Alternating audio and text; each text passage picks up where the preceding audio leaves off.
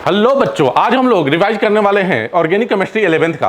Organic chemistry 11th में अगर देखें तो हमारे पास दो तीन सेक्शन आ जाते हैं बेटा, जैसे बेसिक ऑर्गेनिक केमिस्ट्री की बात किया जाए या फिर नोमेनक्लेचर की बात करें, आइसोमेरिज्म की बात करें, जीओसी सेक्शन की बात करें, और अगर देखा जाए तो हाइड्रोकार्बन। तो इतने सारी चीज़ों को हम लोग एक क्विक रिकैप लेना चाहेंगे। देखो, अगर हम लोग बात करें ऑर्गेनिक केमिस्ट्री का, तो ये ऑर्गेनिक केमिस्ट्री अपना बहुत पुराना नहीं है। लगभग 200 सालों से पहले अपन ये भी क्लासिफाई नहीं कर पाए थे कि ऑर्गेनिक केमिस्ट्री क्या होता है, इनऑर्गेनिक क्या होता है, फिजिकल क्या होता है। तो बहुत ही नया अपन बोल सकते हैं। ऑर्गेनिक केमिस्ट्री में पहले ये माना जाता था कि ऑर्गेनिक कंपाउंड को आप लैब में सिंथेसाइज नहीं कर सकते। और ये किसने बोला था? एक साइंटिस्ट जिसका नाम था जे बर्जेलियस। इस थ्योरी को अपन बोलते हैं बेटा वाइटल फोर्स थ्योरी। तो अपन शॉर्ट में ये सब चीजें चाहें तो नोट करते जाएंगे कि vital force theory, organic compound can not be synthesized in lab, is given by J Berzelius. अब इस जो ये थ्योरी दिया गया था, इस सिद्धांत को गलत प्रूफ करने वाला जो साइंटिस्ट था उसका नाम था एफ ओहलर। एफ ओहलर ने क्या किया, 1828 में एक ऑर्गेनिक कंपाउंड को लैब में सिंथेसाइज किया जिसका नाम था यूरिया। उन्होंने क्या किया, अमोनियम साइनेट को स्ट्रांगली हीट किया तो यूरिया बना। सो अपन ये बोल सकते हैं urea were the first organic compound synthesize in lab. Urea जो है फर्स्ट ऑर्गेनिक कंपाउंड है जो कि लैब में सिंथेसाइज किया गया। ऑर्गेनिक कंपाउंड्स होते क्या हैं, जिसमें कार्बन और हाइड्रोजन होते हैं। कार्बन और हाइड्रोजन वाले कंपाउंड को क्या बोलते हैं? हाइड्रोकार्बन। और कार्बन हाइड्रोजन के अलावा अगर हाइड्रोजन कार्बन के अलावा और भी कुछ एलिमेंट्स आ जाए, जैसे ऑक्सीजन, नाइट्रोजन, हेलोजन, तो उन्हें बोला जाता है हाइड्रोकार्बन डेरिवेटिव। तो ऑर्गेनिक कंपाउंड की अगर बात किया जाए तो या तो हाइड्रोकार्बन हो सकते हैं या तो हाइड्रोकार्बन डेरिवेटिव्स हो सकते हैं। तो अपन ये बोल सकते हैं कि हाइड्रोकार्बन और उसके डेरिवेटिव को हम लोग जहां पर स्टडी करते हैं केमिस्ट्री के जिस ब्रांच में, उसे क्या बोलते हैं बेटा? Organic chemistry. आगे की अगर बात किया जाए तो कार्बन के बॉन्ड की बात करते हैं। तो कार्बन कितना बॉन्ड बनाता है बेटा? 4 बॉन्ड बनाता है। कैसे? अगर कार्बन की बात किया जाए तो एटॉमिक नंबर होता है 6, 1s2, 2s2 एंड 2p2। अगर एक्साइटेड स्टेट में बात किया जाए, क्योंकि ये वैलेंस सेल है, इसी के इलेक्ट्रॉन बॉन्ड के फॉर्मेशन में पार्टिसिपेट करेंगे, तो ये 2s का एक इलेक्ट्रॉन चला जाएगा 2p में, तो कितना आ जाएगा बेटा? 2s1 and 2p3। यहां पर अगर देखा जाए टोटल कितने इलेक्ट्रॉन है बेटा? 4 इलेक्ट्रॉन है। 4 इलेक्ट्रॉन है तो कार्बन कितना बॉन्ड बनाएगा? 4। इसलिए हम लोग क्या बोलते हैं? कार्बन टेट्रावैलेंट है। कार्बन के अंदर एक अलग तरह की प्रॉपर्टी होती है, वो जिसे बोलते हैं कैटेनेशन प्रॉपर्टी। वो कार्बन अपने ही तरह के कार्बन से सेल्फ लिंकिंग रखता है, लिंक कर जाता है। इस प्रॉपर्टी को क्या बोला जाता है? Catenation property. ऐसा नहीं है कि सिर्फ और सिर्फ कार्बन में ही कैटेनेशन प्रॉपर्टी होता है। बहुत से एलिमेंट होते हैं जिनमें कैटेनेशन प्रॉपर्टी होता है, जैसे सिलिकॉन की बात कर लिया जाए, फास्फोरस की बात कर लिया जाए। लेकिन कार्बन का कैटेनेशन प्रॉपर्टी सबसे ज्यादा होता है क्योंकि इसकी बॉन्ड एनर्जी बहुत ज्यादा होती है कार्बन कार्बन बॉन्ड की। देखो बेटा, कार्बन की अगर बात किया जाए, ये सिंगल बॉन्ड से भी कार्बन से अटैच हो जाता है, डबल बॉन्ड से भी अटैच हो जाता है, ट्रिपल बॉन्ड से भी अटैच हो जाता है और साइक्लिक रिंग का भी फॉर्मेशन कर लेता है। कार्बन खुद अपने के साथ ही नहीं और भी एलिमेंट के साथ कंबाइन हो जाता है, जैसे हाइड्रोजन, नाइट्रोजन, ऑक्सीजन, फ्लोरीन की अगर बात करें तो इनसे बॉन्ड का फॉर्मेशन करता है। आगे चलते हैं बेटा। तो टाइप्स ऑफ कोवैलेंट बॉन्ड, 2 तरह के बॉन्ड होते हैं, आप जानते हैं, sigma bond and pi bond. हाँ, आप सोच रहे होंगे कि सर इतना बेसिक चीजें क्यों बता रहे हैं? बेटा यहां से भी क्वेश्चन पूछा जाता है कि दिए गए कंपाउंड में कितने सिग्मा बॉन्ड है, कितने पाई बॉन्ड है, हाइब्रिडाइजेशन क्या है। तो ये ऐसे क्वेश्चन पूछे जाते हैं। तो याद रखिएगा, 4 सिग्मा बॉन्ड होगा तो हाइब्रिडाइजेशन क्या होगा बेटा? sp3। 3 सिग्मा बॉन्ड होगा तो हाइब्रिडाइजेशन क्या होगा बेटा? sp2। और 2 सिग्मा बॉन्ड होगा तो हाइब्रिडाइजेशन क्या होगा बेटा? sp। और याद रखिएगा, एक और कंपाउंड एक्सेप्शन में आएगा जिसे हम लोग बेंजाइन बोलते हैं। एक्चुअली बेंजाइन जो है इंटरमीडिएट होता है, ना कि एक कंपाउंड होता है। बेंजाइन में सभी कार्बन जो होते हैं sp2 होते हैं। यहां पर आपको एक और 2 सिग्मा दिख रहा होगा, लेकिन हाइब्रिडाइजेशन क्या होता है बेटा? sp2। तो आप चाहें तो लिख सकते हैं कि in benzene all carbon are sp2 hybridise. ये बहुत अच्छा क्वेश्चन बन जाएगा। आगे चलते हैं। अब ऑर्गेनिक कंपाउंड की अगर बात किया जाए तो स्ट्रक्चरल रिप्रेजेंटेशन क्या होता है? जैसे अगर मान लो कि CH4 अगर कहीं लिखा गया है तो इसे हम लोग क्या बोलते हैं? Molecular formula. स्ट्रक्चरल रिप्रेजेंटेशन में बॉन्ड को हम लोग बनाते हैं। आजकल सबसे ज्यादा जो रिप्रेजेंटेशन यूज होता है बॉन्ड लाइन फार्मूला, है ना बेटा? तो ये सब चीजें आप जानते होंगे, बॉन्ड लाइन फार्मूला क्या होता है। आगे की अगर बात किया जाए तो ऑर्गेनिक कंपाउंड का क्लासिफिकेशन, ये भी आपसे पूछा जाता है। ऑर्गेनिक कंपाउंड के क्लासिफिकेशन में अगर देखा जाए, ऑर्गेनिक कंपाउंड 2 तरह के होंगे, एक साइक्लिक और दूसरा एसाइक्लिक। एक जिसमें साइक्लिक रिंग होंगे और दूसरा जिसमें साइक्लिक रिंग नहीं होगा। साइक्लिक की अगर बात किया जाए तो दो तरह के, एक एलिसाइक्लिक। एलिसाइक्लिक क्या होते हैं? ऐसे कंपाउंड, ऐसे साइक्लिक कंपाउंड जो एरोमेटिक ना हो बेटा, उसे क्या बोलते हैं? Alicyclic compound. या दूसरे शब्दों में एनसीईआरटी क्या लिखता है कि ऐसे साइक्लिक कंपाउंड जिनका बिहेवियर, जिनका प्रॉपर्टी ओपन चेन कंपाउंड से मिलता है, उसे क्या बोला जाता है बेटा? Alicyclic compound. जबकि ऐसे साइक्लिक कंपाउंड जो कि एक अलग तरह के रूल को फॉलो करते हैं, जिसे हकल रूल बोलेंगे, आगे पढ़ते हैं बेटा, जिसे एरोमेटिक कंपाउंड कहा जाता है। एलिसाइक्लिक कंपाउंड भी 2 तरह के होंगे। कौन कौन से? होमोसाइक्लिक और हेटेरोसाइक्लिक। सिमिलरली एरोमेटिक कंपाउंड भी दो तरह के होंगे, होमोसाइक्लिक हेट्रोसाइक्लिक। अब होमोसाइक्लिक हेट्रोसाइक्लिक में एक बेंजोनाइड आएगा, दूसरा नॉन बेंजोनाइड। जिसमें बेंजीन रिंग मिल जाए एरोमेटिक कंपाउंड में उसे बेंजोनाइड एरोमेटिक कंपाउंड, और जिसमें बेंजीन रिंग नहीं मिले बेटा उसे क्या बोलेंगे, non benzenoid aromatic compound. Acyclic compound की बात करें तो स्ट्रेट चेन भी आ सकता है, ब्रांच चेन भी आ सकता है। अब इसमें हम लोग एल्केन, कार्बन कार्बन के बीच में सिंगल बॉन्ड, कार्बन कार्बन के बीच में डबल बॉन्ड, कार्बन कार्बन के बीच में ट्रिपल बॉन्ड, सिंगल बॉन्ड आता है तो एल्केन बोलते हैं, कार्बन कार्बन के बीच में डबल बॉन्ड आता है एल्कीन बोलते हैं, और ट्रिपल बॉन्ड आता है तो क्या बोलते हैं बेटा, एल्काइन बोलते हैं। ऑर्गेनिक कंपाउंड की बात किया जाए, असाइक्लिक कंपाउंड जिसमें ओपन चेन नहीं, जिसमें साइक्लिक रिंग नहीं है, साइक्लिक कंपाउंड जिसमें साइक्लिक रिंग होता है। अब देखो यहां पर एक अदर एटम आ गया, यहां पर सब के सब कार्बन एटम है बेटा, लेकिन यहां पर एक नाइट्रोजन एटम आ गया रिंग के अंदर, तो ऐसे कंपाउंड को क्या बोलते हैं, हेट्रोसाइक्लिक कंपाउंड। ये साइक्लिक कंपाउंड जो कि ओपन चेन होते हैं, साइक्लिक कंपाउंड जो होते हैं बेटा वो साइक्लिक रिंग बनाए हुए होते हैं। होमोसाइक्लिक एक ही तरह के एटम से रिंग बना है, हेट्रोसाइक्लिक एक से अधिक तरह का। देखो यहां पर सल्फर भी आ गया, ये सब कार्बन तो थे ही, सल्फर भी रिंग बनाने के लिए आ गया, तो इसे क्या बोलेंगे बेटा, हेट्रोसाइक्लिक। एरोमेटिक कंपाउंड के बारे में जैसा कि मैंने बताया, जिसमें बेंजीन रिंग आ जाए और एरोमेटिक हो उसे क्या बोलेंगे, बेंजोनाइड एरोमेटिक कंपाउंड। जो एरोमेटिक है लेकिन बेंजीन रिंग तो नहीं है, क्या बोलेंगे, नॉन बेंजोनाइड एरोमेटिक कंपाउंड। और हेट्रोसाइक्लिक कंपाउंड में सेम वही चीज है कि एक से अधिक तरह के एटम होने चाहिए। अब देखो बेटा हाइड्रोकार्बन की अगर बात किया जाए तो दो तरह के, एक सैचुरेटेड एक अनसैचुरेटेड। सैचुरेटेड में कार्बन कार्बन के बीच में सिंगल बॉन्ड होगा, अनसैचुरेटेड में कार्बन कार्बन के बीच में या तो डबल बॉन्ड या तो क्या होगा बेटा, ट्रिपल बॉन्ड होगा। Saturated and unsaturated carbon hydrocarbon की बात कर लिया जाए, ये एल्कीन है और ये क्या है बेटा, एल्काइन। एल्काइन में कार्बन कार्बन के बीच में क्या होगा, ट्रिपल बॉन्ड आएगा। अब देखो दो तरह के ऑर्गेनिक कंपाउंड होते हैं, फंक्शनल ग्रुप के बेसिस पे आधार पे देखा जाए। अभी हमने स्ट्रक्चर के बेसिस पे देखा कि open chain compound, cyclic compound, इसी तरह से फंक्शनल ग्रुप के बेसिस पे अगर देखा जाए तो हाइड्रोकार्बन होगा और हाइड्रोकार्बन का डेरिवेटिव होगा। हाइड्रोकार्बन डेरिवेटिव में क्या आएंगे बेटा, फंक्शनल ग्रुप आएंगे। अब इस फंक्शनल ग्रुप को हमें मेमोराइज करना होगा और आपने मेमोराइज किया भी होगा, जैसे carboxylic acid, sulphonic acid, acid anhydride, Easter, acid halide, amide etcetera. तो ये सब फंक्शनल ग्रुप हो जाते हैं। आगे बात करते हैं ऑर्गेनिक कंपाउंड का नेमिंग। नेमिंग की अगर बात किया जाए बेटा तो दो तरह के नेमिंग हम लोग को पढ़ने हैं मेनली, ऐसे होता तो और भी तरह के है, लेकिन हमारे एनसीईआरटी के अकॉर्डिंग अगर देखा जाए अपने नीट के सिलेबस के अकॉर्डिंग तो दो तरह के नेमिंग अपने को पढ़ने हैं, एक कॉमन नेमिंग सिस्टम और एक IUPAC naming system. Common naming system की अगर बात किया जाए तो ये कॉमनली यूज होने वाला, मतलब कोई बहुत ज़्यादा रूल रेगुलेशन इसके लिए नहीं था। कॉमन नेमिंग सिस्टम में अगर बात किया जाए बेटा तो ये बहुत सारे बेसिस पे लाया गया, जैसे on the basis of source, on the basis of property. Source के बेसिस पे जैसे मीथेन को क्या बोलते हैं, मार्स गैस। फॉर्मिक एसिड को फॉर्मिक एसिड क्यों बोला जाता है, क्योंकि फॉर्मिका से मिलता है, और फॉर्मिका क्या होता है बेटा, रेड एंट जो होता है, लाल चींटी जो होती है उससे मिलता है, ठीक है। एस्ट्रस प्लांट से मिलता है, इसलिए एसिटिक एसिड। सिमिलरली अगर अब बात किया जाए बेटा आईयूपीएसी नेमिंग सिस्टम, तो आईयूपीएसी नेमिंग सिस्टम का अपना एक स्टैंडर्ड है। एक मीटिंग किया गया और ऐसा बोला गया कि भाई कॉमन नेमिंग में क्या होता था प्रॉब्लम, कि एक कंपाउंड के एक से अधिक नाम हो सकते थे। जैसे मान लीजिए कि मीथेन की बात किया जाए तो मीथेन को अपन मीथेन भी बोलते थे, और मीथेन का और भी नाम था बेटा मार्स गैस। तो ऑब्वियस सी बात है कि अब कुछ ऐसा नेमिंग सिस्टम हमें लाना था कि जो नेमिंग सिस्टम मतलब ये बताए कि एक ही कंपाउंड का एक ही नाम होगा और एक नाम को रिप्रेजेंट करने वाला कंपाउंड भी एक ही होगा, ठीक है। आईयूपीएसी नेमिंग की सिस्टम की अगर बात किया जाए तो ये टोटल 5 पार्ट से मतलब कॉम्बिनेशन से बने होते हैं। Primary secondary prefix plus primary prefix plus root word plus suffix plus suffix में पहले कौन आएगा, प्राइमरी सफिक्स, और लास्ट में कौन आएगा बेटा, सेकेंडरी सफिक्स। तो मतलब ये बोल सकते हैं कि प्राइमरी, ये जो पूरा का पूरा नेम है, secondary prefix plus primary prefix plus root word या word root plus primary suffix plus secondary suffix. बेटा सबका नाम जान ले। ये सेकेंडरी प्रेफिक्स इस चीज के लिए सब्स्टिट्यूएंट के बारे में होता है, इसके बारे में बताता है। Primary prefix cyclic nature, root word parent carbon chain में कितने कार्बन है, प्राइमरी सफिक्स कार्बन कार्बन के बीच के बॉन्ड का नेचर, सिंगल है कि डबल है कि ट्रिपल है, इन है, आइन है, एन है। और सेकेंडरी सफिक्स की अगर बात किया जाए तो ये फंक्शनल ग्रुप के बारे में बताता है। रूट वर्ड की अगर बात करें, एक कार्बन को मिथ, 2 कार्बन को एथ, ये सब आप जानते होंगे बेटा। हाँ कुछ चीज़ें आप जरूर याद रख लेंगे। 10 कार्बन तक बच्चों को ऐसे पता होता है, लेकिन याद रखें एनसीईआरटी में 20 और 30 कार्बन भी देता है। इकोसेन,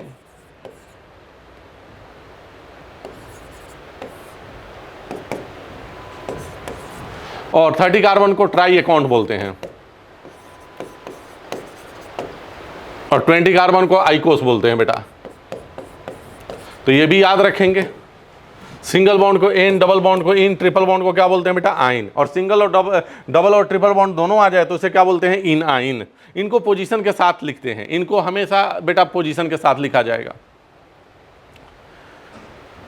जैसे कुछ एग्जांपल लेंगे तो और आपको क्लियर होगा। जैसे मान लीजिए कि कोई कंपाउंड हमने लिया, कार्बन है, कार्बन है, कार्बन है, कार्बन है, और यहां पर OH है, और यहां पर डबल बॉन्ड है और एक Cl है। बेटा इस कंपाउंड का अगर नाम लिखना है तो सबसे पहले पेरेंट कार्बन चेन को सिलेक्ट कर लो, नंबरिंग उधर से करो जहां से फंक्शनल ग्रुप पास पड़े। 3 पे क्या है बेटा क्लोरीन, तो क्या लिखेंगे 3 क्लोरो। ये क्या है सेकेंडरी प्रेफिक्स। प्राइमरी प्रेफिक्स क्या है, कुछ भी नहीं, क्योंकि कंपाउंड साइक्लिक है ही नहीं। कितने कार्बन है, 4 कार्बन, तो क्या लिखेंगे बेटा ब्यूट। उसके बाद 3 पे क्या है डबल बॉन्ड, तो क्या लिखेंगे ब्यूट 3 इन, और 2 पे क्या है बेटा ऑल, तो ब्यूट 3 इनटू ऑल। अब इस कंपाउंड में कौन कौन से कंपोनेंट आए हैं, तो आप क्या बोलोगे बेटा ये सेकेंडरी प्रेफिक्स आया है, प्राइमरी प्रेफिक्स नहीं है। क्यों नहीं है, क्योंकि यहां पर कोई भी साइक्लिक रिंग नहीं है। ब्यूट क्या है रूट वर्ड है, इन क्या है बेटा प्राइमरी सफिक्स, और ऑल क्या है सेकेंडरी सफिक्स है। अब बात करते हैं किस चीज की बेटा, अल्काइल ग्रुप की। तो एल्केन में से एक हाइड्रोजन निकालोगे तो क्या बनेगा, अल्काइल ग्रुप बनेगा। मीथेन से एक हाइड्रोजन निकालोगे तो क्या बनेगा, मिथाइल बनेगा। एल्कीन से निकालोगे एक हाइड्रोजन, एल्किनाइल बनेगा। तो मिथाइल ग्रुप का फॉर्मूला क्या होगा बेटा, CH4 में से एक हाइड्रोजन निकाल दिया, CH3। इसी तरह से इथाइल क्या होगा, C2H5। प्रोपाइल क्या होगा बेटा, C3H7। इस तरह से अल्काइल ग्रुप बनते हैं। आइसो क्या होता है, देखो नंबरिंग हमेशा कहां से करते हैं, फ्री वैलेंसी कार्बन से। और ये जो देखो बॉन्ड, यहां पर कोई एटम नहीं जुड़ा है, इसी को क्या बोलते हैं फ्री वैलेंसी। यहां से करोगे 1 2 3, थर्ड कार्बन लास्ट कार्बन है, तो सेकंड कार्बन क्या होगा, सेकंड लास्ट। तो लास्ट के पहले वाले कार्बन से एक CH3 अटैच हो तो इसे आइसो बोलते हैं। और टोटल 4 कार्बन है तो क्या नाम हो जाएगा, आइसोब्यूटाइल। सिमिलरली यहां पर फर्स्ट सेकंड कार्बन लास्ट हो गया, उससे पहले वाले कार्बन पर एक CH3 हो जाएगा, तो आइसो। कितने कार्बन है, 3, तो आइसोप्रोपाइल। सिमिलरली अगर लास्ट के पहले वाले कार्बन पे अगर 2 मिथाइल ग्रुप अटैच है तो थर्ड कार्बन लास्ट कार्बन हो गया, सेकंड पे 2 मिथाइल अटैच है तो क्या बोला जाएगा, नियोपेंटाइल ग्रुप बोला जाएगा। इसी तरह से अब यहां पर देखें तो स्ट्रेट चेन है, सेकंड कार्बन पर फ्री वैलेंसी आ गया तो इसे क्या बोला जाएगा, सेकेंडरी ब्यूटाइल। और ब्रांचिंग में बीच वाले कार्बन से अगर फ्री वैलेंसी आ जाएगा तो इसे क्या बोलते हैं बेटा, टर्शियरी ब्यूटाइल। क्या बोलते हैं बेटा, टर्शियरी ब्यूटाइल। तो आगे चलते हैं, ये सब ग्रुप को आप जरूर याद रखें क्योंकि यहां पर फंक्शनल ग्रुप आते ही नेम हो जाता है। जैसे यहां पर OH मैंने ला के रख दिया, तो ये सेकेंडरी ब्यूटाइल था और OH को क्या बोलते हैं, अल्कोहल। पूरा नाम क्या हो जाएगा, सेकेंडरी ब्यूटाइल अल्कोहल। यहां पर टर्शियरी ब्यूटाइल, यहां पर मान लो कि SO3H जोड़ दिया तो ये सल्फोनिक एसिड, टर्शियरी ब्यूटाइल का सल्फोनिक एसिड क्या बोला जाएगा, tertiary butyl sulphonic acid. Next बात करते हैं बेटा degree of carbon and hydrogen. अगर कोई कार्बन एक कार्बन से डायरेक्टली अटैच है तो प्राइमरी कार्बन से अटैच हाइड्रोजन को क्या बोलेंगे, प्राइमरी हाइड्रोजन। अगर कोई कार्बन 2 कार्बन से डायरेक्टली अटैच है तो क्या बोलेंगे, सेकेंडरी कार्बन। और सेकेंडरी कार्बन से अटैच हाइड्रोजन को क्या बोलेंगे, सेकेंडरी हाइड्रोजन। सिमिलरली अगर कोई कार्बन 3 कार्बन से डायरेक्टली अटैच है तो क्या बोलेंगे, टर्शियरी कार्बन। और टर्शियरी कार्बन से अटैच हाइड्रोजन को क्या बोलेंगे बेटा, टर्शियरी हाइड्रोजन। अगर कोई कार्बन 4 कार्बन से डायरेक्टली अटैच है तो क्वाटरनरी हाइड्रोजन कार्बन। और क्वाटरनरी कार्बन अगर है, कोई कार्बन अगर 4 कार्बन से अटैच है, ऑब्वियस सी बात है उसके पास कोई हाइड्रोजन नहीं होगा क्योंकि कार्बन ने ऑलरेडी 4 बॉन्ड बना लिया है, मतलब quaternary hydrogen is not possible. ठीक है बेटा। अब हम लोग बात करते हैं नोमेनक्लेचर ऑफ हाइड्रोकार्बन। तो वही बात है, सबसे पहले क्या करेंगे, पेरेंट कार्बन चेन को डिसाइड कर लेंगे। भाई ये पेरेंट कार्बन चेन हो गया, नंबरिंग उधर से करेंगे जिधर से फंक्शनल ग्रुप पास हो। फंक्शनल ग्रुप नहीं है, सब्स्टिट्यूएंट है। अब देखो जिधर से सब्स्टिट्यूएंट है उधर से नंबरिंग कर देंगे 1 2 3 4 5 6 7 8। अगर ये सब्स्टिट्यूएंट नहीं होते तो नाम हो जाता ऑक्टेन, क्योंकि 8 कार्बन को क्या बोलते हैं, oct. Oct plus ane octane. अब यहां पर क्या लिखेंगे, 2 2 5 5 टेट्रामिथाइल ऑक्टेन। तो इस तरह से अपन क्या करेंगे बेटा, नेमिंग कर लेंगे। तो इस तरह से कुछ एग्जाम्पल है जिसका आप नेमिंग करेंगे और एनसीईआरटी के हर एक क्वेश्चन को आप जरूर कर लेंगे, है ना बेटा। आगे चलते हैं। आगे की अगर बात करें हम लोग,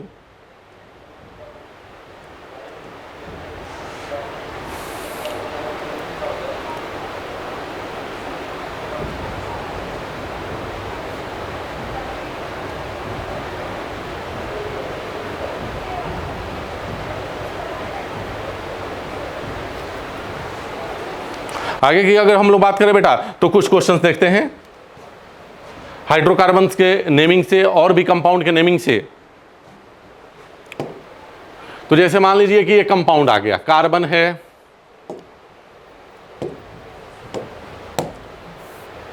कार्बन है, कार्बन है, कार्बन है, कार्बन है, यहाँ पर C double bond O OH है, यहाँ पर क्या आ गया बेटा, मान लो कि CH3, और यहाँ पर आ गया कार्बन डबल बॉन्ड कार्बन। इस कंपाउंड का नेमिंग करना है तो सबसे पहले फंक्शनल ग्रुप देखो, ये वाला कार्बन में फंक्शनल ग्रुप है, यहाँ से यहाँ आए। अब इधर आते हैं तो 1 2 3 कार्बन मिलेगा, यहाँ आते हैं तो 1 2 ही कार्बन मिलेगा, लेकिन डबल बॉन्ड मिल जाएगा, इसलिए नंबरिंग यहाँ से हो जाएगा 1 2 3 4। ब्यूटेनोइक एसिड 3 पे क्या है बेटा, इन, तो ब्यूट 3 इन ओइक एसिड। अब ये सब्स्टिट्यूएंट आ गया, कहां पर है, सेकंड पे है, तो क्या लिखेंगे, सेकंड पे, ये सेकेंडरी ब्यूटाइल ग्रुप है बेटा, तो क्या नाम हो जाएगा, सेकेंडरी ब्यूटाइल।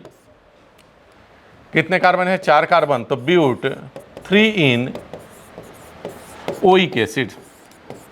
अच्छा, इस सब्स्टिट्यूएंट को अलग तरीके से भी लिखा जाता है, अगर ये नहीं होता तो इसका नाम क्या होता, प्रोपाइल, और यहां से अटैच है तो 1 प्राइम 2 प्राइम 3 प्राइम, क्या लिखेंगे, 1 प्राइम मिथाइल प्रोपाइल। 2 पे कौन अटैच है, complex substituent, 1 prime methyl propyl.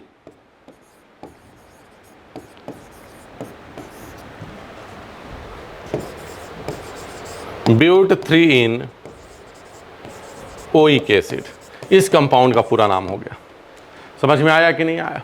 तो इस तरह से नेमिंग करते हैं। कोई भी कंपाउंड ले लेते हैं, चलो एक और कंपाउंड ले लेते हैं जिसमें बहुत सारी चीज़ें, सभी के सभी कंसेप्ट आ जाएंगे। जैसे मान लो कि यहाँ पर COOH है, यहाँ पर मान लो कि NH2 आ गया, यहाँ पर मान लो बेटा C डबल बॉन्ड OH आ गया, और यहाँ पर भी C डबल बॉन्ड OH आ गया। इस कंपाउंड का आपको क्या करना है, नेमिंग। सबसे पहले पेरेंट कार्बन चेन आप सेलेक्ट कर लो, नंबरिंग कर लोगे बेटा 1 2 3 4, ये हो गया 5 और ये हो गया 6। अब देखो यहां पर भी ये क्या है, अल्डिहाइड एज ए सब्स्टिट्यूएंट, यहां पर भी अल्डिहाइड एज ए सब्स्टिट्यूएंट, लेकिन इस अल्डिहाइड का केवल O सब्स्टिट्यूएंट है, इस अल्डिहाइड में पूरा का पूरा अल्डिहाइड सब्स्टिट्यूएंट है, तो इसे हम लोग क्या लिखते हैं बेटा, फॉर्माइल, और इसे क्या लिखते हैं बेटा, ऑक्सो, और NH2 का क्या लिखते हैं, एमाइनो। तो क्या लिखेंगे बेटा, 3 एमाइनो 4 फॉर्माइल 6 ऑक्सो हेक्सेनोइक एसिड।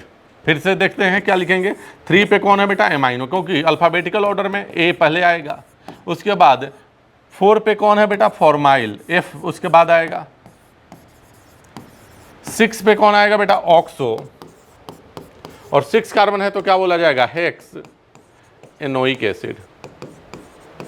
तो इस कंपाउंड का ये नाम हो गया IUPAC नेम। आजकल ऐसे भी क्वेश्चन आते हैं कि रॉन्ग IUPAC नेम दे दिया जाता है और आपसे बोला जाता है कि इसका करेक्ट IUPAC नेम क्या है। जैसे मान लो कि कंपाउंड दिया गया है 2 इथाइल ब्यूटेन 1 ऑल, इस कंपाउंड का IUPAC नेम क्या है, ऐसे भी क्वेश्चन आजकल पूछे जाते हैं।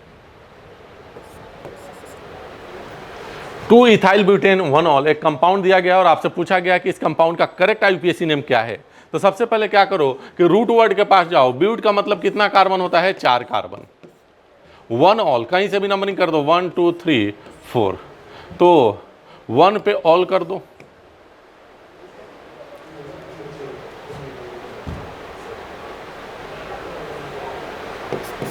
सॉरी यहां पर 4 ऑल दिया गया है। क्या क्वेश्चन दिया गया है, 2 इथाइल ब्यूटेन 4 ऑल का करेक्ट IUPAC नेम करें, तो पहले तो 4 कार्बन का एक चेन बना ले बेटा, उसके बाद क्या करें कि नंबरिंग कर ले 1 2 3 4, जैसे जैसे दिया गया है रॉन्ग IUPAC नेम उसके तरह से करते हैं। 4 पे क्या दिया गया है बेटा, OH, और 2 पे क्या दिया गया है, इथाइल, तो 2 पे एक इथाइल बना लीजिए। अब ये जो नेमिंग आपको करना है, सबसे पहले क्या करो कि इस पुराना नंबरिंग को हटाओ, हटा दिया आपने। अब पेरेंट कार्बन चेन को क्या करो बेटा, सेलेक्ट करो। चलो भाई सेलेक्ट कर लेते हैं पेरेंट कार्बन चेन को, ये हो गया पेरेंट कार्बन चेन। नंबरिंग करो, उधर से नंबरिंग होगा जिधर से पेरेंट कार्बन चेन पास, जिधर से मेन फंक्शनल ग्रुप पास पड़ेगा, तो ये हो गया नंबरिंग। 3 पे क्या है बेटा, एक मिथाइल सब्स्टिट्यूएंट है, क्या नाम लिखेंगे, 3 मिथाइल, 3 मिथाइल, कितने कार्बन है भाई, 4 कार्बन है कि 5 कार्बन, 5 कार्बन आ गए, पेंटेन 1 ऑल। तो ये एक IUPAC नेम दिया गया है जो गलत किसी ने लिखा था किसी कंपाउंड का, इसका करेक्ट IUPAC नेम लिखना है तो क्या हो जाएगा बेटा, 3 मिथाइल पेंटेन 1 ऑल। तो ये चीज भी आप हमेशा याद रखेंगे कि रॉन्ग IUPAC नेम से करेक्ट IUPAC नेम कैसे लिखा जाए। नेक्स्ट अगर साइक्लिक कंपाउंड के नेमिंग की बात किया जाए तो एक साइक्लिक रिंग होगा बेटा, मान लो कि यहां पर डबल बॉन्ड O है, तो देखो इसमें अगर देखा जाए यहाँ पर OH है, एक सब्स्टिट्यूएंट है, और यहाँ पर डबल बॉन्ड है। इस कंपाउंड का IUPAC नेम आपको लिखना है। सबसे मेन फंक्शनल ग्रुप की बात किया जाए, यहाँ पर कौन है बेटा? कीटोन। 1 2 3 4 5 6। 5 पे कौन है बेटा? हाइड्रोक्सी। सब्स्टिट्यूएंट को सबसे पहले लिखा जाता है जो कि सेकेंडरी प्रीफिक्स होता है, क्या लिखेंगे? 5 हाइड्रोक्सी। साइक्लिक कंपाउंड है तो क्या जोड़ेंगे बेटा? साइक्लो। 6 कार्बन है तो क्या लिखेंगे? हेक्स। 2 पे क्या है बेटा? इन। एंड 1 पे क्या है बेटा? ओन। तो 1 ओन लिखें, चाहे ओन केवल लिखें, हो चलेगा। 1 नहीं भी लिखेंगे तो चलेगा, क्योंकि नंबरिंग ऑब्वियस सी बात है मेन फंक्शनल ग्रुप से ही हुआ है। ठीक है जी, तो इसे नोट कर लें। नेक्स्ट, कभी कभी क्या होता है बेटा कि जैसे COOH टाइप का फंक्शनल ग्रुप रिंग से डायरेक्टली अटैच होता है, तो ऐसे फंक्शनल ग्रुप को बोला जाता है चेन टर्मिनेटिंग। अगर डायरेक्टली अटैच हो तो इसके लिए क्लासिकल सफिक्स का यूज करते हैं। इसके लिए क्या यूज करते हैं बेटा? Carboxylic acid. और ये क्या है बेटा? साइक्लोहेक्सेन। तो पूरा नाम क्या हो जाएगा? Cyclohexane carboxylic acid.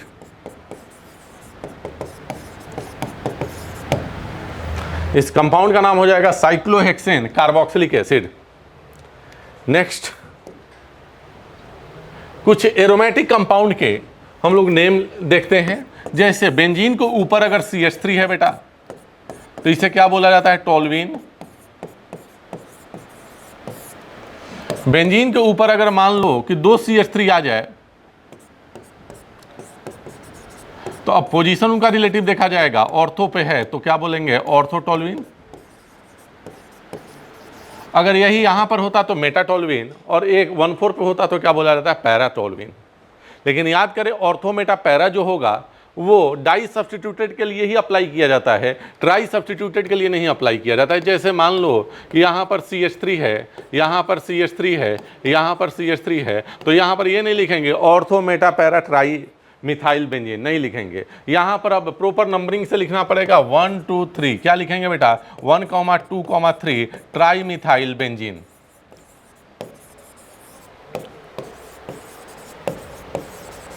तो NCERT में जितने भी नेमिंग दिए गए हैं उन सभी नेमिंग को आप एक बार अच्छी तरह से कर लेंगे। आगे चलते हैं, अपन बात कर लेते हैं आइसोमेरिज्म की।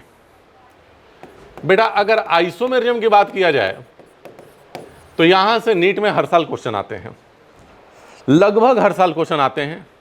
स्ट्रक्चरल आइसोमेरिज्म से नीट में ज़्यादातर क्वेश्चन पूछे जाते हैं, स्टीरियो से भी पूछा जाता है। जैसे इस साल की अगर बात किया जाए तो एक मेटामेरिज्म से क्वेश्चन आया था, और मैं बार बार आप लोग से बोलता हूं कि कितना भी पढ़ो, कोई भी किताब पढ़ो, लेकिन NCERT जरूर एक बार सॉल्व कर लो बेटा पूरा, क्योंकि इस साल भी जो क्वेश्चन आया था वो कहाँ से आया था? NCERT से आया था। जैसे आइसोमेरिज्म की अगर बात किया जाए तो 2 तरह के होते हैं बेटा, एक स्ट्रक्चरल और दूसरा जो होगा बेटा स्टीरियो। स्ट्रक्चरल की अगर बात किया जाए तो इसमें चेन आइसोमर,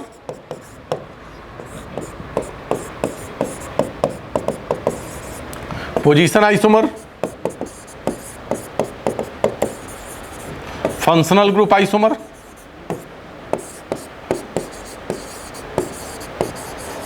मेटामर, एक रिंग चेन आइसोमर भी होता है लेकिन NCERT में नहीं दिया गया है, रिंग चेन एंड टॉटोमेरिज।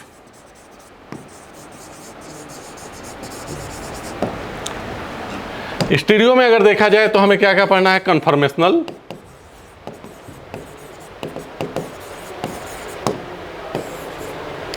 ज्योमेट्रिकल,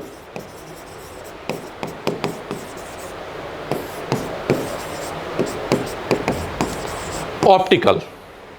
ये 3 आइसोमेरिज्म हमें पढ़ने हैं। चलिए एक एक करके देखते हैं। चेन आइसोमेरिज्म में क्या होगा?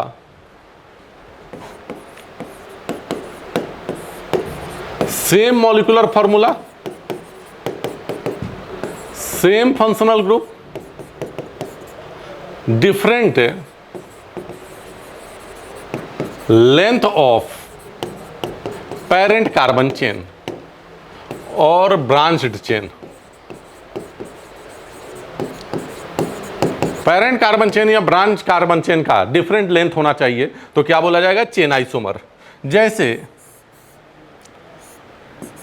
यहां पर OH आ गया,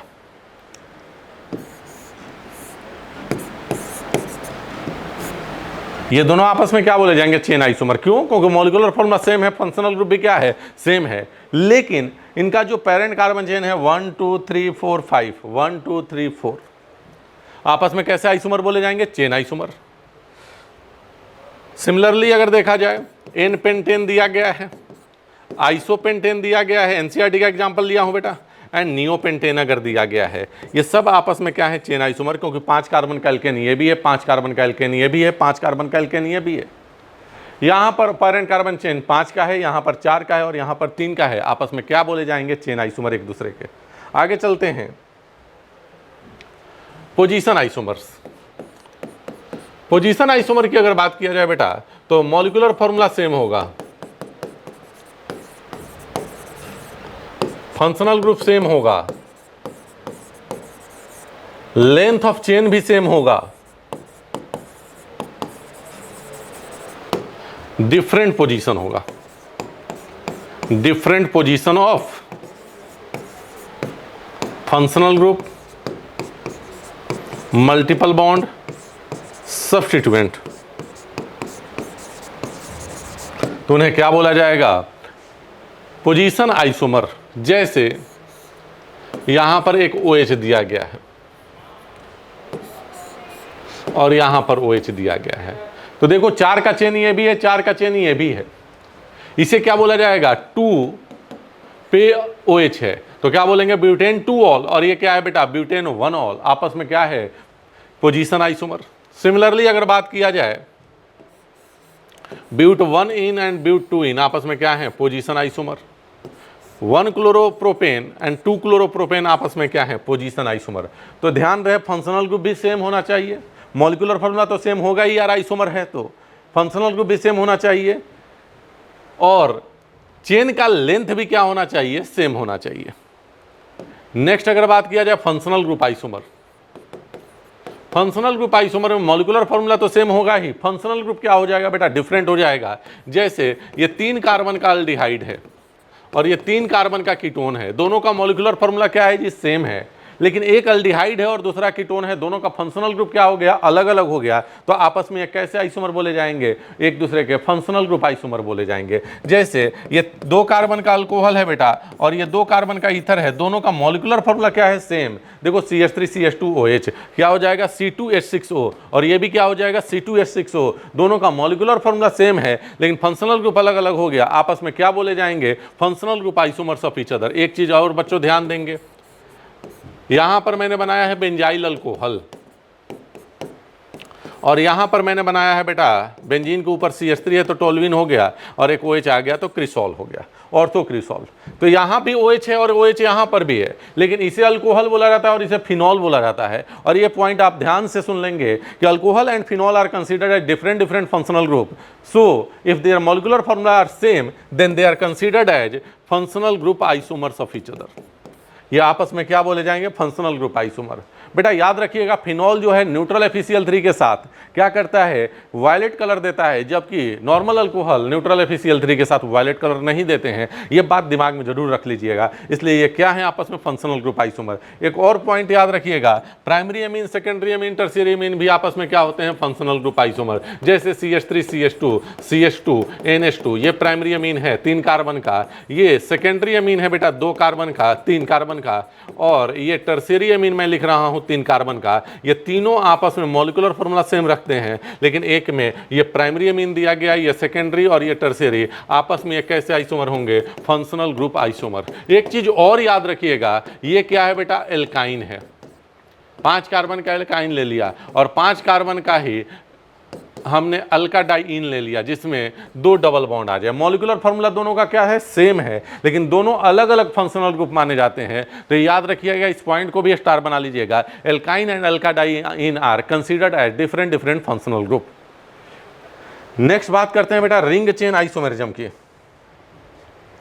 रिंग चेन आइसोमर की अगर बात किया जाए, एनसीईआरटी में तो नहीं दिया गया है, लेकिन फिर भी सुन लेना बेटा, दो या दो से अधिक कंपाउंड जिसमें एक कंपाउंड जो है साइक्लिक रिंग में और दूसरा कंपाउंड जो है ओपन चेन में, क्या बोले जाएंगे? Ring chain isomer. जैसे ब्यूटीन है बेटा, तो मॉलिक्यूलर फॉर्मूला क्या होगा? C4H8। और ये ले लिया साइक्लोब्यूटेन, इसका भी मॉलिक्यूलर फॉर्मूला क्या है? C4H8। दोनों का मॉलिक्यूलर फॉर्मूला सेम है, एक ओपन चेन है एक साइक्लिक रिंग है, आपस में क्या बोले जाएंगे? Ring chain isomer. RCI का मतलब रिंग चेन आइसोमर्स। नेक्स्ट मेटामेरेज, बहुत अच्छा, मतलब अगर देखा जाए तो नीट में पूछे जाने का सबसे ज़्यादा फ्रीक्वेंसी इसी आइसोमेर का होता है स्ट्रक्चरल में, और एक ही एग्जाम्पल दिया गया सबसे बड़ी बात एनसीईआरटी में, और उसी एग्जाम्पल को बार बार पूछता है। इस साल भी नीट में अगर देखा जाए तो यही पूछा गया था। देखो पहले तो समझो कि मेटामर क्या होता है। मेटामर की बात किया जाए तो इसमें एक वर्ड आया मेटा। मेटा का मतलब होता है मिडिल, मिडिल के मिडिल, और मर का मतलब यूनिट। तो मिडिल के क्रॉस यूनिट जो है वो डिफरेंट से आ जाए तो उसे क्या बोलेंगे? मेटामर्स। अब ये बात समझ में नहीं आई होगी आपको। इसके लिए क्या होना चाहिए? एक polyvalent functional group. Polyvalent functional group क्या होते हैं? जिसके एक से अधिक साइड पे अल्काइल ग्रुप आ जाए। जैसे अल्कोहल में अगर देखा जाए तो इधर एक ही अल्काइल ग्रुप लगा सकते हैं, अगर कार्बोक्सिलिक एसिड में देखा जाए तो एक ही अल्काइल ग्रुप लगा सकते हैं, लेकिन वही ईथर में देखा जाए तो दो तरफ अल्काइल ग्रुप आएंगे, ईस्टर में देखा जाए तो दो तरफ अल्काइल ग्रुप आएंगे। तो इन फंक्शनल ग्रुप को क्या बोला जाता है बेटा? Polyvalent functional group. तो अगर हम लोग बात करें मेटामेरिज्म का, तो उसके लिए क्या होना चाहिए? Polyvalent functional group. आप याद करो, जैसे ईथर पॉलीवैलेंट है, ईस्टर पॉलीवैलेंट है, और कभी भी अगर देखा जाए एनसीईआरटी में केवल ईथर के बारे में दिया गया है। तो सुनना बेटा, ये 4 कार्बन का हमने ईथर ले लिया और ये भी 4 कार्बन का हमने ईथर ले लिया, तो देखो फंक्शनल ग्रुप सेम है, ये भी ईथर और ये भी ईथर। इसमें एक तरफ प्रोपाइल और एक तरफ मिथाइल है, इसमें क्या हो गया? दोनों तरफ इथाइल। तो ये भी अल्काइल ग्रुप चेंज हो गया, ये भी अल्काइल ग्रुप चेंज हो गया, तो ये आपस में क्या बोले जाएंगे? मेटामर्स। तो मेटामेरिज्म की अगर बात किया जाए तो it arises due to presence of difference alkyl group in either side of polyvalent functional group. Polyvalent functional group के किसी साइड या दोनों साइड अल्काइल ग्रुप में चेंजेज देखने को मिले तो ऐसे स्ट्रक्चरल आइसोमर को हम लोग क्या बोलेंगे बेटा? मेटामर्स बोलेंगे। नेक्स्ट अगर बात किया जाए tautomerism,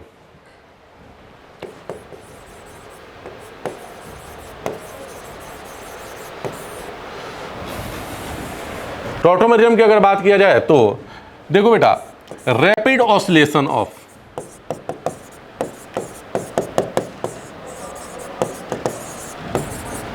H plus from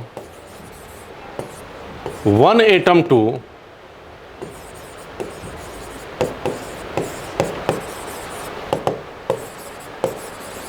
other atom.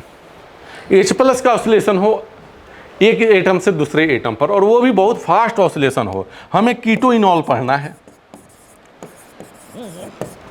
तो याद रहे यहां पर C डबल बॉन्ड O है, इस कीटो फॉर्म बोलते हैं। आप बोलोगे सर अल्डिहाइड है, कोई बात नहीं, C डबल बॉन्ड O है ना बेटा, इसे कीटो बोलते हैं। इससे जो अटैच कार्बन है उसके पास क्या अटैच होना चाहिए? हाइड्रोजन होना चाहिए, तो वो कीटो इनॉल टॉटोमेरिज्म शो करेगा। ये H निकलेगा यहाँ से यहाँ आएगा और पाई बॉन्ड यहाँ से यहाँ आएगा, तो क्या बन जाएगा? CH2, और यहाँ पर क्या आ जाएगा? OH and H। सुनना, H यहाँ से यहाँ आ रहा है, पाई बॉन्ड यहाँ से यहाँ आ रहा है, तो फिर यहाँ से यहाँ आएगा, ये यहाँ से यहाँ आएगा, एक दूसरे में इंटर कन्वर्ट होता रहेगा। इसी को हम लोग क्या बोलते हैं बेटा? टॉटोमर्स एक दूसरे का। ये कौन सा फॉर्म है बेटा? कीटो, और ये कौन सा फॉर्म है? इनॉल। याद रखना टॉटोमेरिज्म का condition, A multiple bond B होना चाहिए, B की इलेक्ट्रोनेगेटिविटी A से ज़्यादा होना चाहिए, और इससे कोई एलिमेंट E अटैच होना चाहिए, और इसके पास क्या होना चाहिए? Hydrogen. En of B should be greater than that of A। अब जैसे आपसे पूछा जाए तो बताओ ये टॉटोमेरिज्म शो करेगा कि नहीं करेगा? आप बोलोगे करेगा सर, क्यों नहीं करेगा? देखो A मल्टीपल बॉन्ड B है, B की इलेक्ट्रोनेगेटिविटी A से ज़्यादा है, उससे एलिमेंट अटैच है, उससे क्या अटैच है बेटा? हाइड्रोजन। टॉटोमेरिज्म होगा या नहीं होगा? आपका आंसर क्या है? होगा। तो ये टॉटोमेरिज्म का क्या हो गया? कंडीशन हो गया। आगे आते हैं बेटा स्टीरियो आइसोमेरिज्म।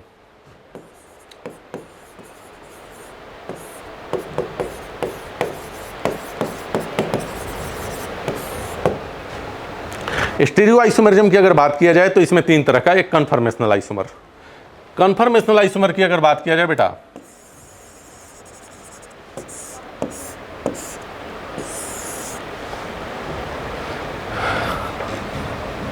कन्फर्मेशनल आइसोमरिज्म की अगर बात किया जाए तो ये फ्री रोटेशन के अराउंड होता है। थोड़ा समझिएगा, इथेन मॉलिक्यूल है, हमें इथेन का ही जनरली अगर देखा जाए तो पढ़ना है। इथेन मॉलिक्यूल में ये क्या हो गया बेटा, जो डॉट दिया गया है उसे क्या बोलते हैं, फ्रंट कार्बन, उससे 3 हाइड्रोजन अटैच है। और रेड वाला सर्कल है जो है उसे बोला जाता है बैक कार्बन, उससे भी 3 हाइड्रोजन अटैच है। यहाँ से यहाँ के बीच का डाइहेड्रल एंगल कितना है बेटा, 60 डिग्री। अब इमेजिन करो कि ये रेड वाले को हमने घुमा दिया 60 डिग्री, तो ये हाइड्रोजन कहाँ आ जाएगा, जस्ट इसके पीछे आ जाएगा। तो क्या बन जाएगा, ये तो फ्रंट कार्बन जैसा था वैसा ही है, लेकिन रेड वाले को हमने घुमा दिया 60 डिग्री से, तो ये हाइड्रोजन यहाँ पर आ जाएगा जस्ट इसके पीछे, और ये भी जस्ट इसके पीछे। इसे बोला जाता है बेटा स्टैगर्ड फॉर्म।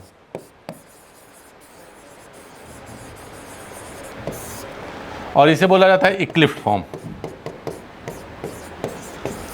दोनों में कौन ज़्यादा हो स्टेबल होता है, स्टैगर्ड, क्योंकि यहाँ पर हाइड्रोजन हाइड्रोजन के बीच में रिपल्सन कम है, यहाँ पर ज़्यादा है। यहाँ पर बॉन्ड बॉन्ड के इलेक्ट्रॉन के बीच का रिपल्सन कम है, यहाँ पर ज़्यादा है। तो जिसमें कम रिपल्सन होगा उसकी स्टेबिलिटी क्या होगी, ज़्यादा होगी। अब इसको जितना आप घुमाते जाओगे उतना कन्फर्मेशंस मिलेंगे। तो total confirmation of ethane is infinite. Ethane के जो टोटल कन्फर्मेशंस मिलेंगे वो कितने मिलेंगे बेटा, इनफाइनाइट मिलेंगे। जिसमें सबसे ज़्यादा कौन होता है, स्टैगर्ड स्टेबल होता है, उसके बाद कौन होता है, इक्लिफ्ट, और इनके बीच में जो होता है उसे क्या बोलते हैं, एस्क्यू फॉर्म। क्या बोलते हैं बेटा, एस्क्यू फॉर्म। ये हाइड्रोजन हाइड्रोजन के बीच के रिपल्सन को बोलते हैं एस्टेरिक रिपल्सन, एस्टेरिक। और ये बॉन्ड के जो इलेक्ट्रॉन है इनके बीच के रिपल्सन को, इसको डिफरेंट कलर से मैं कर दे रहा हूं व्हाइट से, इनके बीच के रिपल्सन को हम लोग बोलते हैं, ये बॉन्ड के इलेक्ट्रॉन के बीच का रिपल्सन जो है, ये बॉन्ड के बीच के रिपल्सन की अगर बात किया जाए तो इसे बोला जाता है बेटा टॉर्सनल स्ट्रेन। और देखो रेड वाले और ग्रीन वाले बॉन्ड के बीच में एंगल जो है ये डाइहेड्रल एंगल कहा जाता है। तो dihedral angle is the angle between two planes, not the angle between two bonds. ये भी नीट के 2015 या 16 में पूछा गया था क्वेश्चन। डाइहेड्रल एंगल क्या होता है बेटा, 2 प्लेन के बीच का एंगल होता है, न कि 2 बॉन्ड के बीच का angle. Total confirmation of ethane is infinite. Next, geometrical isomerism.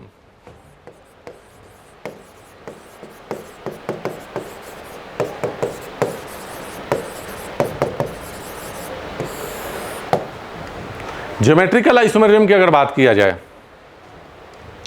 तो 2 या 2 से अधिक कंपाउंड जिनका मॉलिक्यूलर फॉर्मूला सेम हो, कनेक्टिविटी सेम हो, लेकिन रेस्ट्रिक्टेड रोटेशन सिस्टम के अक्रॉस अरेंजमेंट अलग हो, उन्हें क्या बोला जाता है, ज्योमेट्रिकल आइसोमर। जैसे यहाँ पर मान लो कि CH3 है, यहाँ पर भी CH3 है, यहाँ पर H है, यहाँ पर H है, कार्बन डबल बॉन्ड कार्बन है, यहाँ पर CH3 है, यहाँ पर CH3 है, यहाँ पर H है, यहाँ पर H है। तो आप क्या देख रहे हो, दोनों CH3 सेम साइड है कि अपोजिट साइड है, अपोजिट साइड। इसे क्या बोलते हैं बेटा, ट्रांस। क्या बोलते हैं, ट्रांस। इसे क्या बोलते हैं बेटा, सिस। अब ये ट्रांस और सिस जो होते हैं दोनों देखो सेम साइड है, तो इसे क्या बोलेंगे, सिस। ये दोनों आपस में क्या बोले जाएंगे, ज्योमेट्रिकल आइसोमर्स। 2 या 2 से अधिक कंपाउंड जिनका मॉलिक्यूलर फॉर्मूला सेम हो, कनेक्टिविटी सेम हो, लेकिन अरेंजमेंट रेस्ट्रिक्टेड रोटेशन सिस्टम के क्रॉस अलग अलग हो, जो कि एक दूसरे में इंटर कन्वर्ट नहीं हो पाए, उन्हें क्या बोला जाता है, ज्योमेट्रिकल आइसोमर्स। क्या बोला जाता है बेटा, ज्योमेट्रिकल आइसोमर्स। तो ज्योमेट्रिकल आइसोमरिज्म होने के लिए क्या होना चाहिए, कार्बन कार्बन के बीच में डबल बॉन्ड, इधर दोनों यूनिट क्या होना चाहिए, अलग अलग। अगर ये A है तो ये A नहीं हो सकता, इधर ये B है तो ये B नहीं हो सकता। सर A और B सेम हो सकते हैं, हाँ हो सकते हैं, उसमें कोई डिफरेंस नहीं है, लेकिन ये दोनों अलग अलग होंगे, ये दोनों अलग अलग होंगे, है कि नहीं बेटा। सेम यूनिट सेम साइड है तो क्या बोला जाएगा, सिस। सेम यूनिट अपोजिट साइड है तो क्या बोला जाएगा, ट्रांस। अब इसको लेकर कुछ यहां पर दिए गए हैं प्रॉपर्टी एनसीईआरटी में, सुनना बेटा। तो प्रॉपर्टी में अगर देखा जाए तो 2-3 प्रॉपर्टी दिया गया है। एक डाइपोल मोमेंट जिसे हम लोग म्यू से रिप्रेजेंट करते हैं, उसके बाद दिया गया बेटा डाइपोल मोमेंट के बाद बॉइलिंग पॉइंट,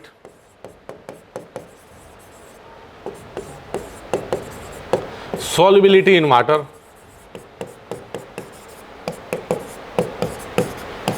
मेल्टिंग पॉइंट। तो याद रखना स्टार्टिंग के 3 जो होंगे उनमें सिस में ज्यादा होगा। डाइपोल मोमेंट, म्यू को क्या बोलेंगे बेटा, डाइपोल मोमेंट।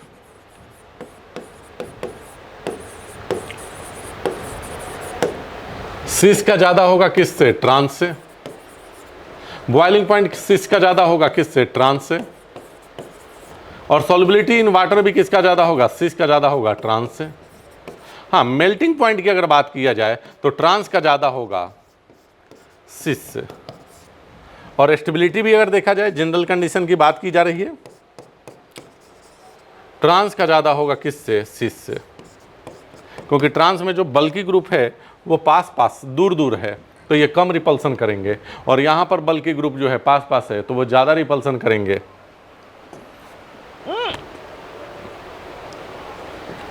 ठीक है जी। इसके बाद अगर बात किया जाए तो ऑप्टिकल आइसोमेरिज्म आता है। ऑप्टिकल आइसोमेरिज्म की अगर बात करें बेटा तो इसमें दो तीन चीज़ें आती है। एक कायरल सेंटर,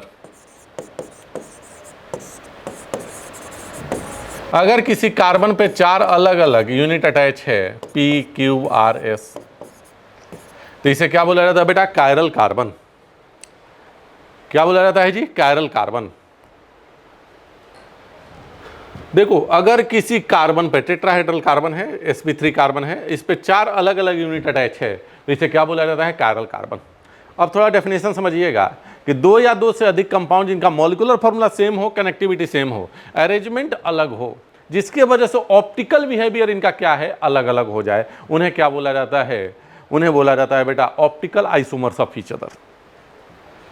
तो ऑप्टिकल बिहेवियर का मतलब क्या होता है, ऑप्टिकल बिहेवियर का मतलब ये है कि अगर कोई लाइट जा रहा है और कंपाउंड बीच में रख दिया और वो रोटेट हो गया तो उसे बोला जाएगा ऑप्टिकली एक्टिव, और जब रोटेट नहीं हुआ तो क्या बोला जाएगा, ऑप्टिकली इनएक्टिव। मतलब कंपाउंड कितने तरह के होंगे, 2, एक ऑप्टिकली एक्टिव कंपाउंड और दूसरा क्या होगा बेटा, ऑप्टिकली इनएक्टिव कंपाउंड। ऐसे कंपाउंड जो प्लेन पोलराइज्ड लाइट को रोटेट कर दें उन्हें बोला जाएगा ऑप्टिकली एक्टिव कंपाउंड, और ऐसे कंपाउंड जो प्लेन पोलराइज्ड लाइट को रोटेट नहीं कर पाए उन्हें ऑप्टिकली इनएक्टिव कंपाउंड। अब ऑप्टिकली एक्टिव कंपाउंड भी 2 तरह के होते हैं। ऐसे ऑप्टिकली एक्टिव कंपाउंड जो प्लेन पोलराइज्ड लाइट को राइट साइड में क्लॉकवाइज डायरेक्शन में रोटेट करे उन्हें डेक्स्ट्रो रोटेटरी कंपाउंड कहा जाता है, और ऐसे कंपाउंड जो प्लेन पोलराइज्ड लाइट को लेफ्ट साइड में रोटेट करें उन्हें लीवो रोटेटरी कंपाउंड कहा जाता है। क्लियर है बेटा। उसके बाद इसमें आता है कॉन्फ़िगरेशन। कॉन्फ़िगरेशन की बात करें तो एक कॉन्फ़िगरेशन बहुत इंपॉर्टेंट है जिसका नाम है डीएल कॉन्फ़िगरेशन, और दूसरा कॉन्फ़िगरेशन हम लोग पढ़ने वाले हैं आरएस कॉन्फ़िगरेशन। तो डीएल कॉन्फ़िगरेशन में जो रेफरेंस मॉलिक्यूल लिया गया ग्लिसरॉल्डिहाइड, उसमें मेन फंक्शनल ग्रुप को ऊपर रखते हुए मैक्सिमम कार्बन को वर्टिकल लाइन में रखा गया। अगर लास्ट कायरल कार्बन का OH राइट साइड है तो उसे क्या बोला जाएगा बेटा, डी फॉर्म, डी ग्लिसरॉल्डिहाइड।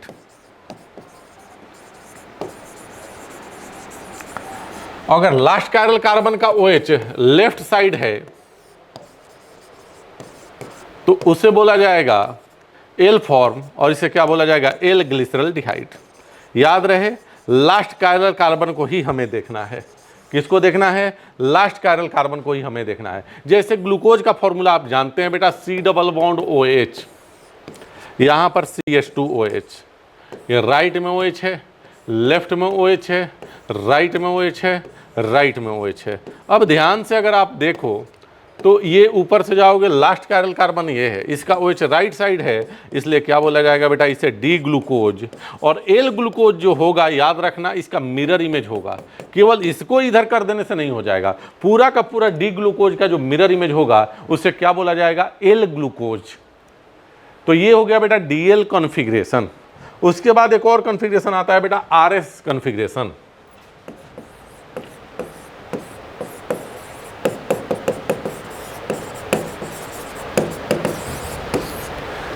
ये ज़्यादातर अगर देखा जाए तो नीट में नहीं पूछा जाता है, लेकिन ऐसा नहीं कि नहीं पूछा जाता है। जैसे मान लो कि यहाँ पर F है, Cl है, Br है और I है, ये कायरल कार्बन है, तो पूछा जा रहा है कि इस कायरल कार्बन का कॉन्फ़िगरेशन क्या होगा। सुनना अच्छी तरह से, एक टर्म याद रखिएगा, VCR। क्या याद रखने का बेटा, VCR। V का मतलब क्या होता है, वर्टिकल, C का मतलब क्लॉकवाइज, R का मतलब R कॉन्फ़िगरेशन। अब सुनना बेटा, प्रायोरिटी देना आना चाहिए। सबसे ज़्यादा एटॉमिक नंबर इसमें किसका है बेटा, आयोडीन का। सबसे कम एटॉमिक नंबर किसका है बेटा, फ्लोरीन का। तो जिसका एटॉमिक नंबर ज़्यादा उसका हायर प्रायोरिटी, 1 2 3 4। जिसका एटॉमिक नंबर ज़्यादा है उसकी प्रायोरिटी ज़्यादा, जिसका एटॉमिक नंबर कम उसकी प्रायोरिटी कम। तो फर्स्ट प्रायोरिटी हमने आयोडीन का दिया और फोर्थ प्रायोरिटी किसका दिया बेटा, फ्लोरीन का। अब देखो तो फोर्थ प्रायोरिटी जो है वो वर्टिकल पे है क्या, हाँ जी सर ये वर्टिकल लाइन है। अब 1 से 2 जाओ और 2 से 3 जाओ, क्लॉकवाइज जा रहे हो कि एंटी क्लॉकवाइज, आप बोलो क्लॉकवाइज, तो अगर वर्टिकल पर भी है और क्लॉकवाइज है तो क्या हो जाएगा, कॉन्फ़िगरेशन आर। इस कायरल कार्बन का कॉन्फ़िगरेशन क्या हो गया बेटा, आर हो गया। अब सुनना, एफ है, Cl है, Br है और ये I है। फिर से लिखो VCr, ये था बेटा फोर्थ प्रायोरिटी, ये था third priority, second priority, first priority. देखो तो फोर्थ प्रायोरिटी वर्टिकल पे है क्या, आप बोलोगे कि नहीं सर 1 से 2, 2 से 3 जा, क्लॉक है कि एंटी क्लॉकवाइज है। अच्छा सर ये तो आपने गलत कर दिया, ये इधर से ऐसे जा रहे हैं तो ये क्लॉकवाइज होगा कि एंटी क्लॉकवाइज होगा, एंटी क्लॉक, क्लॉक तो ऐसे चलता है ना बेटा, तो ये आर नहीं हो जाएगा, एस हो जाएगा। क्यों बेटा, क्योंकि ये एक बार गलत हो गया, एक बार गलत हो गया तो क्या हो गया, आर हो जाएगा कि एस हो जाएगा, एस हो जाएगा। ये भी एंटी क्लॉकवाइज है, वर्टिकल भी नहीं है, एंटी क्लॉकवाइज भी नहीं है। 2 बार गलत हो गया मतलब 2 बार उल्टा हो गया, 2 बार उल्टा का मतलब 1 बार सीधा हो जाता है। भाई इस पेन को मैंने उल्टा किया, फिर से 1 बार उल्टा किया तो सीधा हो जाएगा। तो अपन क्या बोलेंगे, आर का उल्टा एस और एस का उल्टा फिर से क्या हो गया, आर। तो इसका कॉन्फ़िगरेशन क्या हो जाएगा बेटा, आर हो जाएगा। ठीक है जी, आगे चलते हैं। आगे अपने आता है GOC section, GOC general organic chemistry. तो जनरल ऑर्गेनिक केमिस्ट्री में अगर बात किया जाए तो अगर देखा जाए तो हम इफेक्ट के बारे में पढ़ते हैं। इफेक्ट कौन कौन से पढ़ने हैं बेटा, इंडक्टिव इफेक्ट, उसके बाद रेजोनेंस इफेक्ट, और उसके बाद हमें क्या पढ़ना है बेटा, hyper conjugation effect.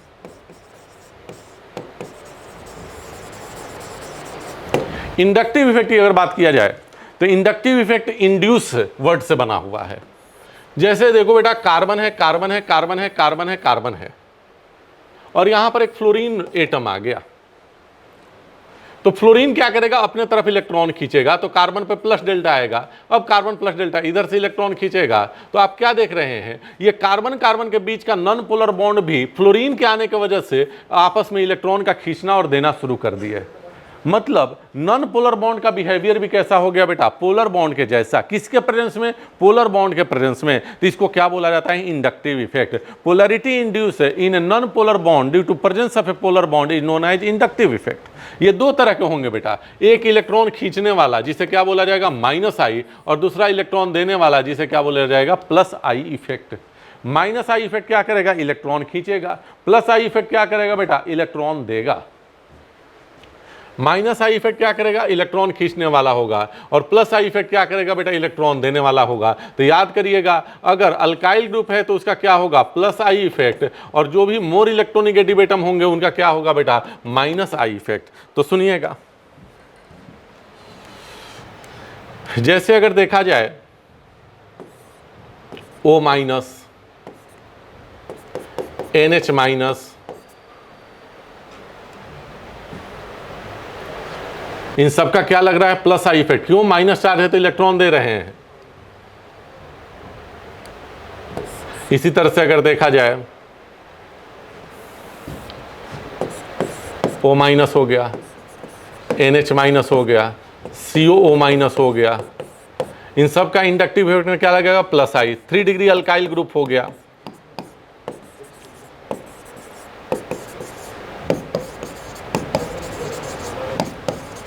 Two degree alkyl group हो गया, इथाइल ग्रुप हो गया। ये सब क्या है बेटा, अल्काइल ग्रुप हैं। इनका क्या लगेगा, प्लस आई इफेक्ट। सबका क्या लगेगा बेटा, plus I effect. Minus I effect की अगर बात किया जाए, इलेक्ट्रॉन खींचने वाले ग्रुप, जैसे प्लस चार्ज वाले जो भी ग्रुप होंगे, NH3 प्लस, NR3 प्लस,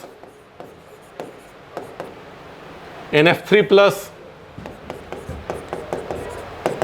इन सब का क्या लगेगा बेटा, प्लस आई इफेक्ट लगेगा। NO2, इसी तरह से बेटा अगर देखा जाए C double bond OH, CN, fluorine, chlorine, bromine, iodine, OR, OH,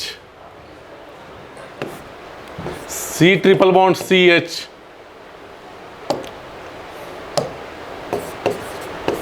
NH2, इन सब का क्या लगेगा बेटा, माइनस आई इफेक्ट, क्योंकि इनकी इलेक्ट्रोनेगेटिविटी ज़्यादा है कार्बन से, तो ये कार्बन चेन से क्या करेंगे, इलेक्ट्रॉन खींचेंगे, ये क्या करेंगे, इलेक्ट्रॉन देंगे, तो इनका कौन सा इफेक्ट लगेगा बेटा, प्लस आई, और इनका कौन सा इफेक्ट लगेगा बेटा, माइनस आई इफेक्ट। और माइनस आई इफेक्ट क्या करता है, इलेक्ट्रॉन खींचता है, प्लस आई इफेक्ट क्या करता है बेटा, इलेक्ट्रॉन देता है। इलेक्ट्रॉन देने वाले ग्रुप को क्या बोलते हैं बेटा, प्लस आई ग्रुप, और इलेक्ट्रॉन खींचने वाले ग्रुप को क्या बोलते हैं, माइनस आई ग्रुप।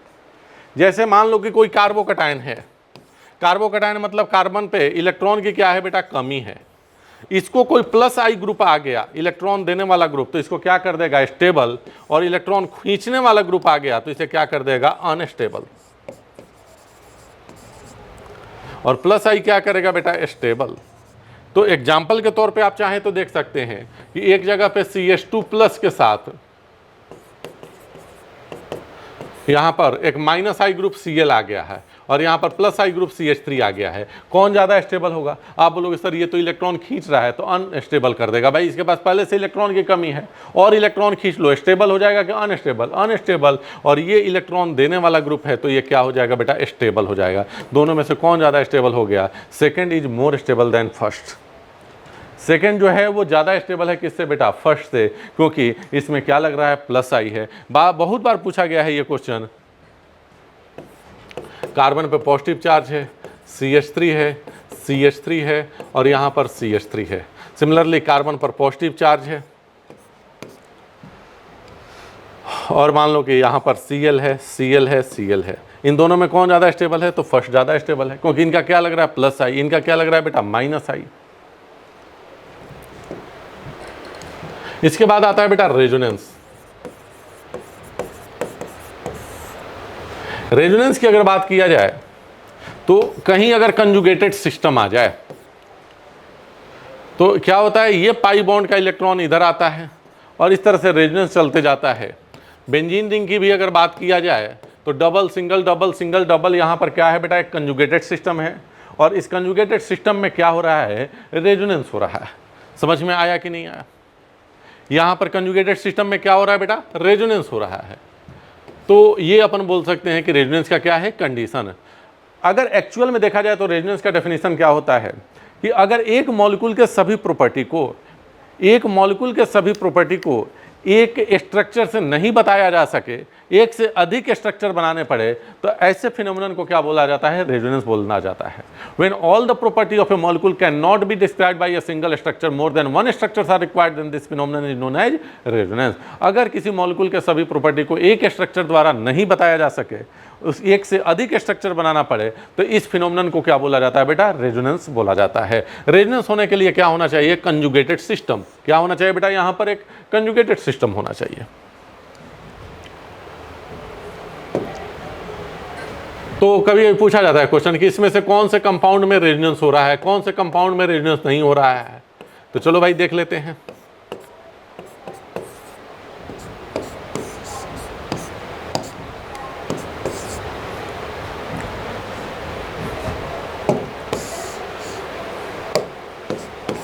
इसमें पूछा गया कि इसमें से कौन से कंपाउंड में रेजोनेंस हो रहा है।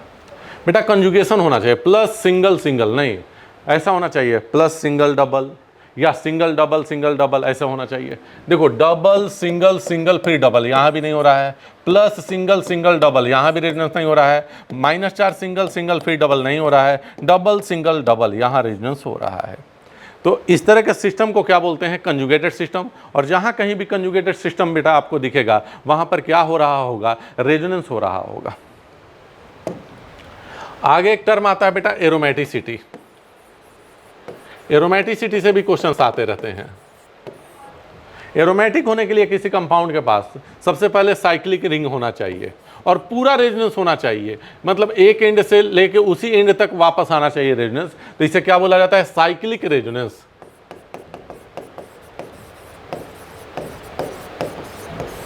कंपाउंड में क्या होना चाहिए, साइक्लिक रेजोनेंस। अगर किसी कंपाउंड में साइक्लिक रेजोनेंस हो रहा है, फिर देखो नंबर ऑफ डिलोक्लाइड इलेक्ट्रॉन,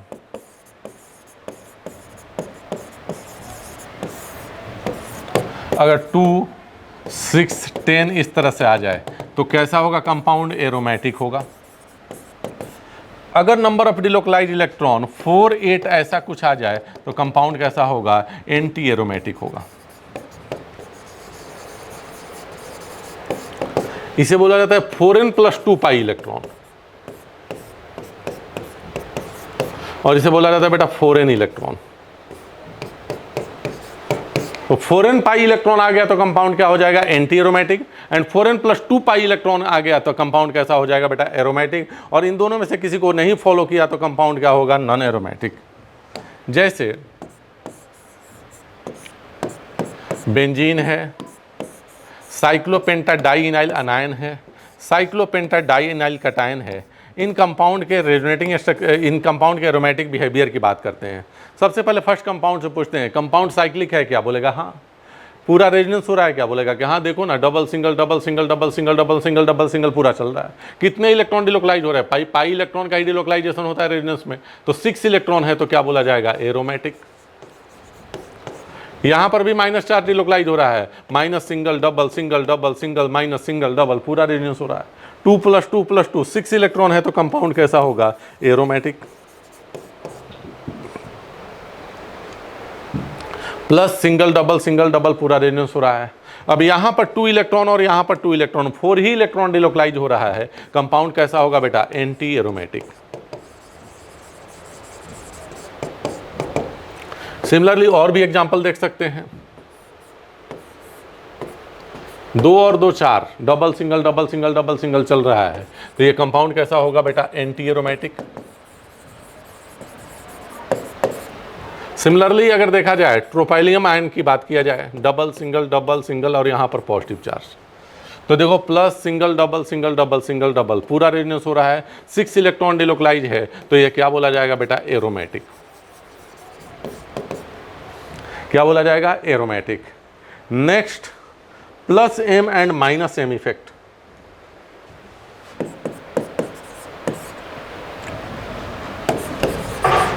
इसे +r भी बोला जाता है और इसे -r बोला जाता है।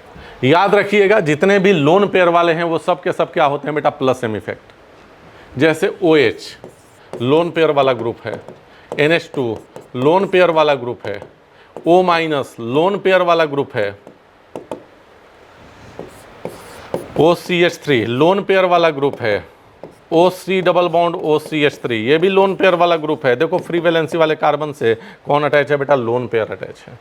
तो ये सब +m इफेक्ट शो करते हैं। -m इफेक्ट में क्या आएगा, पोलर पाई बॉन्ड, जैसे NO2 दो अलग अलग एटम के बीच में pi bond, C triple bond N, C double bond OH, ये सब क्या है बेटा, पोलर पाई बॉन्ड, तो इनका क्या लगेगा, -m इफेक्ट। याद रखिएगा ये सब इलेक्ट्रॉन खींचने का काम करते हैं और +m वाले इलेक्ट्रॉन देने का काम करते हैं। जैसे अगर बात किया जाए, यहां पर पॉजिटिव चार्ज है और यहां पर OH है, यहां पर पॉजिटिव चार्ज है और यहां पर NO2 है। पूछा गया कि दोनों में कौन ज़्यादा स्टेबल होगा, तो देखो बेटा ये OH का +m प्लस चार्ज को क्या करेगा, स्टेबल करेगा। भाई ये पॉजिटिव चार्ज है, इलेक्ट्रॉन की कमी है और इसको कोई इलेक्ट्रॉन देने वाला आ गया तो उससे क्या करेगा, स्टेबल या अनस्टेबल, स्टेबल करेगा। NO2 का -m है, इलेक्ट्रॉन खींचेगा तो ये स्टेबल होगा कि unstable, unstable, first is more stable then second. याद रखिएगा बेटा मेजोमेरिक इफेक्ट जो ग्रुप होते हैं वो ऑर्थो पैरा पोजिशन पर दिखाते हैं, मेटा पोजिशन पर नहीं दिखाते हैं। अब इसका इफेक्ट का यूज करके आप acidic strength, basic strength, carbocation की स्टेबिलिटी, कार्बन आयन की स्टेबिलिटी आप देखते हैं, एनालाइज करते हैं। नेक्स्ट आगे चलते हैं, hyper conjugation effect.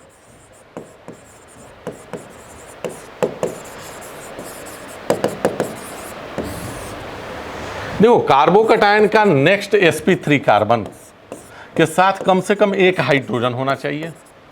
Carbon free radical भी अगर रहे तो इसके साथ जो sp3 कार्बन होना चाहिए उसके पास कम से कम एक हाइड्रोजन होना चाहिए।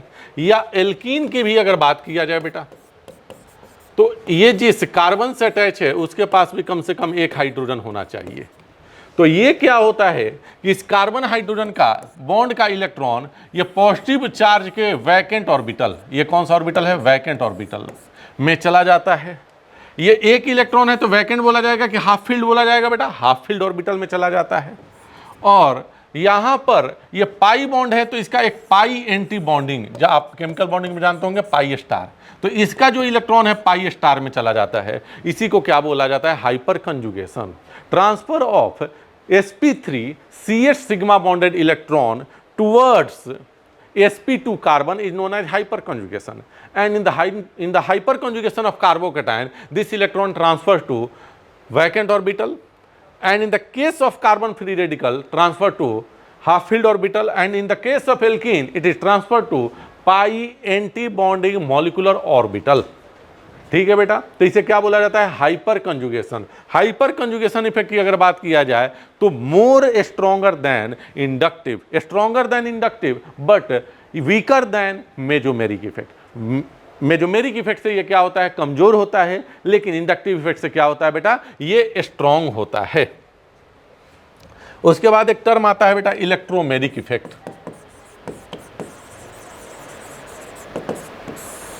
इलेक्ट्रोमेरिक इफेक्ट में जैसे देखो बेटा, ये परमानेंट इफेक्ट नहीं है, टेम्पोररी इफेक्ट है। जैसे यहां पर मान लो कि कोई H+ आ गया, ऑब्वियस सी बात है H+ के आने से ये बॉन्ड पोलराइज होगा, क्योंकि पाई बॉन्ड है, वीक बॉन्ड है, तो ये H+ कहां जाएगा? माइनस के पास। तो जिधर पाई बॉन्ड का इलेक्ट्रॉन गया उधर ही कौन गया बेटा? रिएजेंट H+ गया। तो इसे क्या बोलते हैं? Positive electromeric effect plus E effect. और माइनस ई इफेक्ट में क्या होता है कि जिधर पाई बॉन्ड का इलेक्ट्रॉन गया, जैसे मान लो कि ये कीटोन है और इस पर एक कोई न्यूक्लियोफाइल आया, तो ये बॉन्ड इधर टूटेगा तो माइनस पे तो ये जाएगा नहीं, ये इधर आएगा।